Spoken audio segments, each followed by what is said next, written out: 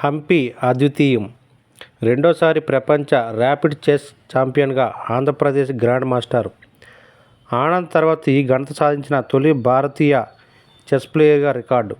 చివరిదైన 11వ రౌండ్లో నల్లపావులతో ఆడి నెగ్గిన భారత నెంబర్ 1. 110 మంది పాల్గొన్న టోర్నీలో 8.5 పాయింట్లతో అగ్రస్థానం. $60,000 ప్రైజ్ మనీ సొంతం.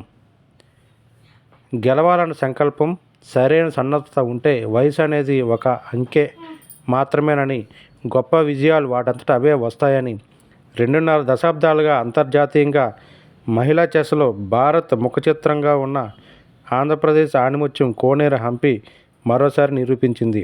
సెకండ్ల వ్యవధిలో చకచక ఎత్తులు వేయాల్సిన ర్యాపిడ్ ఫార్మేట్లో 37 ఏళ్ల హంపి రెండోసారి విశ్వ విజేతగా నిలిచింది.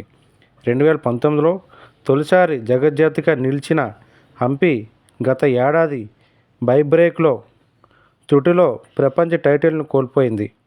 ఈసారి ప్రతికూల పరిస్థితులు ఎదురైనా, ఒక దశలో టైటిల్ నెగ్గే అవకాశాలు కనిపించకపోయినా తన అనుభవాన్నంతా రంగరించి రౌండ్కు ముందుకు దూసుకొచ్చి చివరి రౌండ్లో నల్లపావులతో ఆడుతూ ప్రత్యర్థిని ఓడించి దర్జాగా విశ్వ కిరీటాన్ని సొంతం చేసుకుంది. 110 మంది క్రీడాకారుల మధ్య స్విస్ ఫార్మేట్లో జరిగిన ఈ టోర్నీలో నిర్ణీత 11 రౌండ్ల తర్వాత హంపి 8.5 పాయింట్లతో అగ్రస్థానాన్ని దక్కించుకుంది. దిగ్గజం విశ్వనాథ్ ఆనంద్ 2003, 2017, ఆ తర్వాత ప్రపంచ ర్యాపిడ్ చెస్ ఛాంపియన్షిప్ టైటిల్ను 2 సార్లు గెలిచిన తొలి భారతీయ ప్లేయర్గా, జూ వెన్జున్ చైనా తర్వాత 2 సార్లు ప్రపంచ ర్యాపిడ్ ఛాంపియన్గా నిలిచిన రెండో మహిళా క్రీడాకారిణిగా హంపి గుర్తింపు పొందింది.